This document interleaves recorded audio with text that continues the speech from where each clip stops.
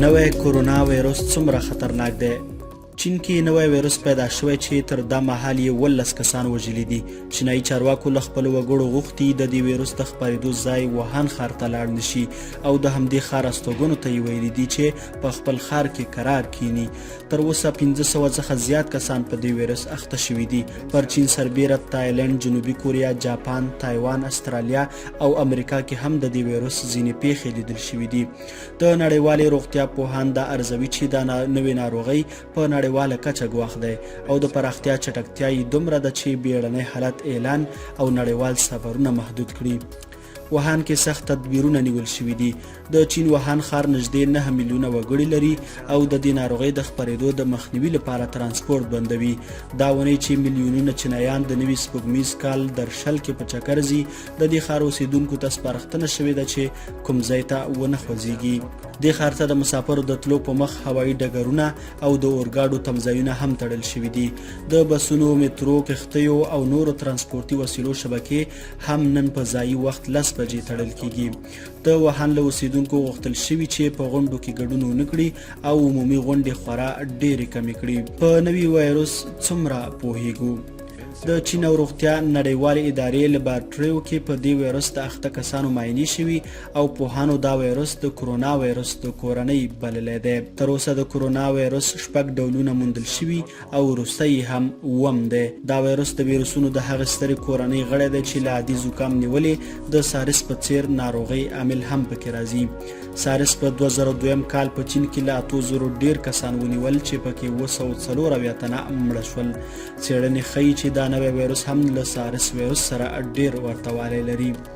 د نوي ویروس نښې څه دي؟ په عادي حالت کې دا ویروس د زکام سبب کیږي، خو د سخت تنفسي سنډروم یا سارس سبب هم کیږي. کله چې انسان په دې ویروس اخته شي، تبه، ټوخلی، ساتنګي او لنډه ساه اخیستل هم پکې راځي. دغه ویروس څومره خطرناک دی؟ تر اوسه چې 500 څخه زیات کسان په دې ناروغۍ اخته شوي دي، له 18 زیات ترې مړه شوي دي. خو داسې ښکاري چې د دې ویروس درملنه اوږدمهاله ده او په دې دلیل امکان شته چې نور ناروغان هم مړه شي. لا هم کره معلومه نه ده چې څومره کسان دغه ویروس نیولي دي. دا ویروس څنګه پیدا شو؟ نوي ویروسونه چې موندل شوي تر ډیره له حیوان انسان ته لیږدېدلي دي. لکه د هغه کورونا ویروسونو سرچینه حیوانات و چې پخوا خپاره شوي دي. سارس ویروس اول د ماښام څکالي کې پیدا شو او بیا کوڅه ډبې پیشو ته ورغی او وروسته هم انسان ته انتقال شو. له 2014 کال راهیسې تر اوسه مرس ویروس په منځني ختیځ کې 2494 کسان نیولي چې 858 پکې مړ شوي دي. دا ویروس له اوښ څخه انسان ته ورغی. د اوسني ویروس د لیږد ځای هم ووهان ښار کې د سمندري خوړو بازار ښودل شوی دی. سمندري تی لرونکي لکه سپین نهنګ دا ویروس لیږدولی شي، خو دا امکان ډیر دی چې بل ژوندی ژوی لکه چرګ، ماښام څکالی، سوی یا مار به دا ویروس لیږدولی وي او کنه.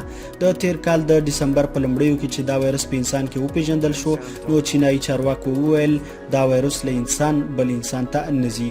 خو دمګړۍ داسې پیښې شوي دي چې له انسان بل انسان ته پکې دا ویروس تللی دی.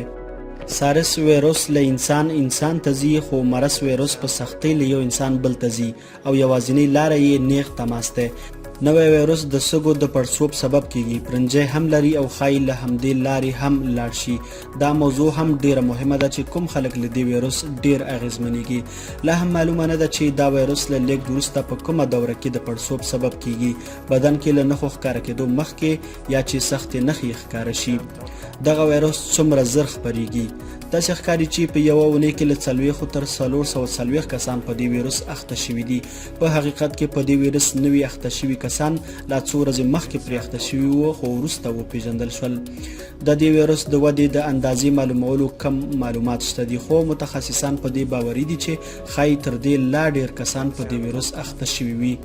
په تایلند، جنوبي کوریا، تایوان، جاپان، استرالیا او متحده ایالاتونو کې هم د دې ناروغۍ پیښې لیدل شوي. دا ناروغي اول ځل د چین ووهان ښار کې ښکاره شوه او مختلفو هیوادونو کې په دې ناروغۍ اخته شوي کسان هم دې ښار ته تللي وو. دا ویره هم شته چې د روانې میاشتې وروستیو کې د نوي میلادي کال د جشن لمانځلو لپاره چې په میلیونونو خلک چین کې سفر کوي، ښایي دا ویروس هم ورسره پراخ شي.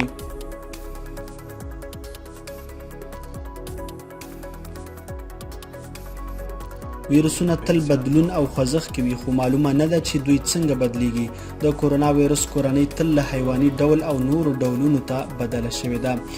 دا ویروس د لیږدېدو لپاره ممکن تکامل وکړي او لا نورې سختې ناروغۍ پیدا کړي. پوهان اوس دا موضوع څېړي. د ویروس مخه څنګه نیول کیږي؟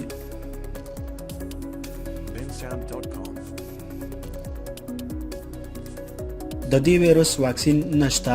د خپرېدو د مخنیوي یوازینۍ لار یې ژر پیژندل او قرنطین کې د ناروغ درملنه ده. باید هغه کسان ولټوو چې د دې ویروس ناروغانو سره په اړیکه کې وو او باید وڅارل شي. باید د سفر محدودیت ولګیږي او له غونډو ډډه وشي.